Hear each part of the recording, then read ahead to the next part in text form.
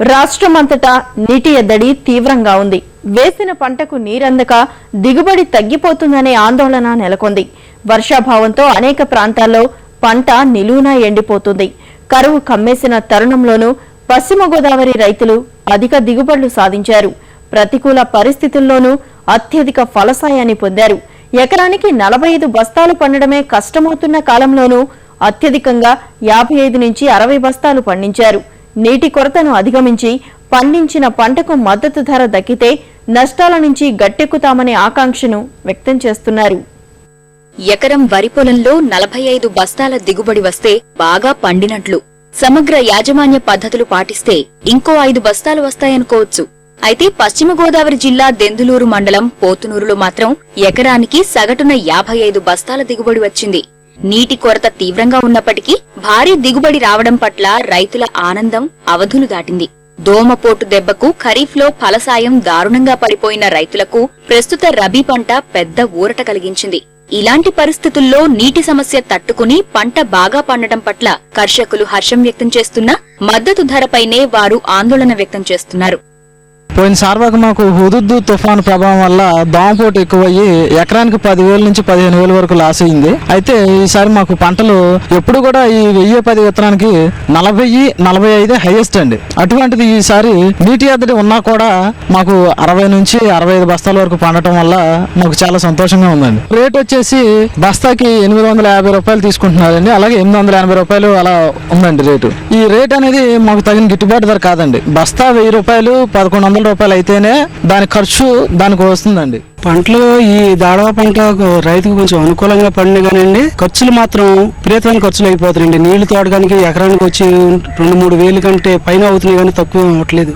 తర్వాత పురుగు మందుల ఖర్చులు. పంట పండిందని రైతు సంతోషిస్తున్నాడు తప్ప అదే సారవ పంటలో విపరీతమైన లాస్ పోయాడండి. దోమపోటు ఇతర తెగుళ్ళ వల్ల ఎకరానికి 7-8 వేలు పైమాటే లాస్ పోయాడండి సారవ పంటకు వచ్చి. అదే ఇప్పుడు ఈ పంటల్లో పండింది కానీ సారవ పంట కూడా కవర్ చేయలేదండి. పచ్చిధాన్యం 50 నుంచి 55 బస్తాలు కూడా అవుతున్నాయండి. అదే ఆరుదల అయితే 48, 47, 49 మధ్యలో అవుతాయండి. యాజమాన్యం కృషితోటి పండించాలని పట్టుదలతోటి రైతు పండించిన పంటేనండి ఇది.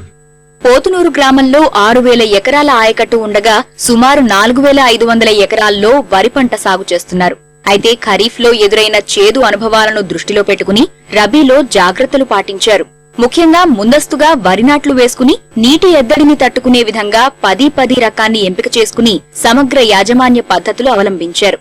తన పక్కనున్న పొలం తెగుళ్ల బారిన పడితే తనకెందుకులే అనుకోకుండా తోటి రైతును అప్రమత్తం చేసి సమష్టిగా నివారణ చర్యలు తీసుకునే ఇక్కడి రైతులు ఒకరికొకరు అన్న పంథాలో ముందుకు సాగి ఎన్నడూ చూడని ఫలసాయాన్ని కళ్లచూశారు.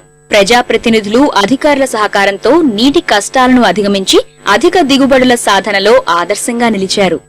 మేము దాళవా సాగు మాకు తెలిసిన కాడి నుంచి చేసిన కాడి నుంచి మేము వరి నాట్లు అనేది ముందు వస్తున్నామండి.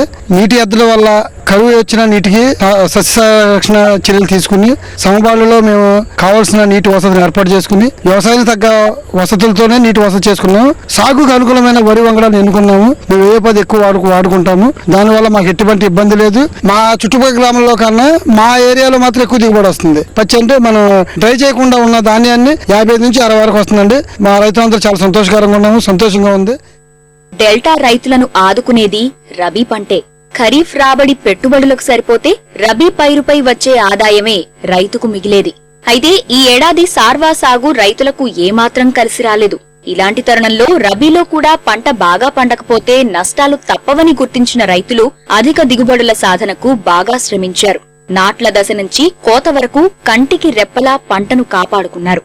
జిల్లాలోని మిగతా ప్రాంతాల్లో వరి పంట ఈనిక గింజ గట్టిపడే దశలో ఉండగా పోతునూరు కర్షకులు మాత్రం నూర్పిళ్లు పూర్తి చేసుకుని విక్రయాలకు సిద్ధమవుతున్నారు.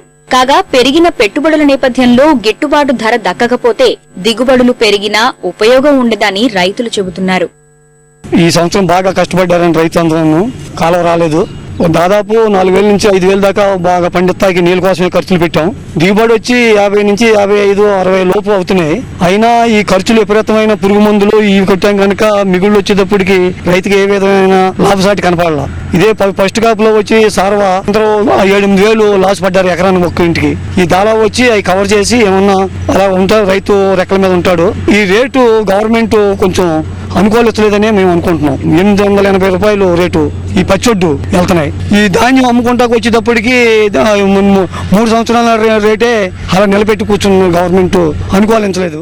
వాటర్ ఇబ్బంది అయినా ప్రభుత్వం బాగానే అందించారు. ఇక్కడ 50 బస్తాలు 60 బస్తాలు పడిన రైతుకి ఏం గిట్టుబాటు ధర ఉండలేదు. పచ్చి ధాన్యానికి అసలు రేట్ లేదు. ఇవాళ 850 అంటున్నారండి, రేపు మరి ఎంత ఉంటుందో తెలియదు. మేము 15 బస్తాలు కడుతున్నామండి ఆరుదల.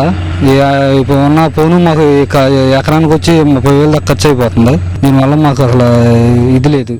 వర్షాభావం, తగ్గిన గోదావరి నీటి ప్రవాహం వంటి ప్రతికూల పరిస్థితుల్లోనూ మంచి దిగుబడులు సాధించిన రైతులు మద్దతు ధర కోసం ఎదురుచూస్తున్నారు. సర్కార్ త్వరలో కొనుగోలు కేంద్రాలు ప్రారంభించి ప్రస్తుతం ఇస్తున్న ధరకు అదనంగా ఇవ్వాలని కోరుకుంటున్నారు.